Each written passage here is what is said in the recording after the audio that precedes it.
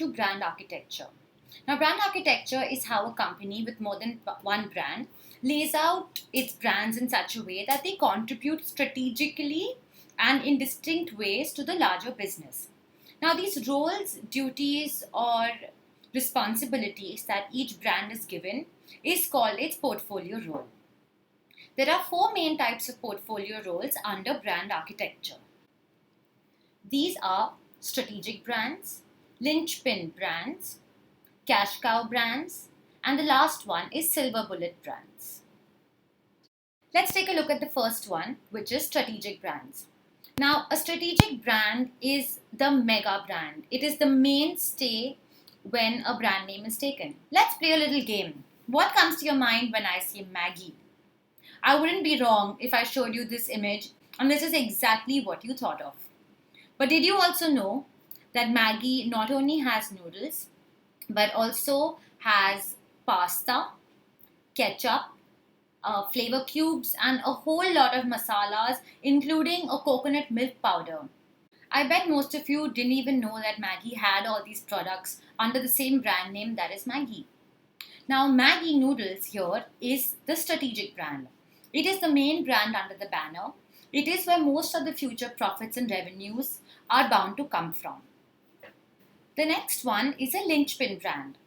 Now, a brand may be functional in a certain part of the country or would be catering to a certain target audience.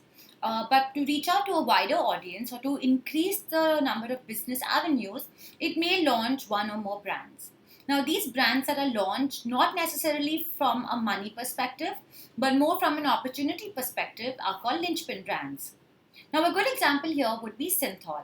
Just take a look at this whole array of products under Synthol. Synthol originally used to be just a red bar of soap. But today, Synthol has diversified into categories such as deodorants, body washes, and of course retaining the original soaps, however, in a bunch of new variants and flavors. All of these additions to the red bar of Synthol are Synthol's linchpin brands. Then we have cash cow brands. Cash cow is the easiest one to understand.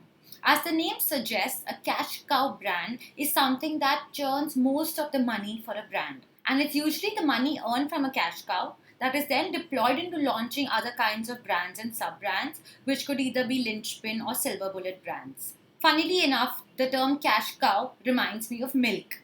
And Amul milk is the example I will take to explain how a cash cow works. You know how many brands Amul has. There's cheese, there's butter, there's milk. Take a wild guess of which one would be the cash cow here for Amul. It is certainly Amul milk. Amul milk is not a seasonal product. It sells through the year and it sells in huge quantities, hence making Amul milk the cash cow for the brand. The next one is a silver bullet brand. A silver bullet brand is one that is launched only and only to positively impact brand imagery. Dairy Milk has been doing this considerably well. In addition to the main Dairy Milk chocolates, you now have brands such as Dairy Milk Bubbly, and then you have Dairy Milk Silk, which of course is a premium chocolate. It's also priced much higher than the regular dairy milk. It is a sign of premiumness, it's a sign of extra quality. These variants are definitely positively impacting the brand Cadbury and making it much more than just the plain old chocolate. So let's summarize portfolio roles. The first one, strategic brands, is the mega brand that contributes to a large level of sales and profit. The second one is a linchpin brand.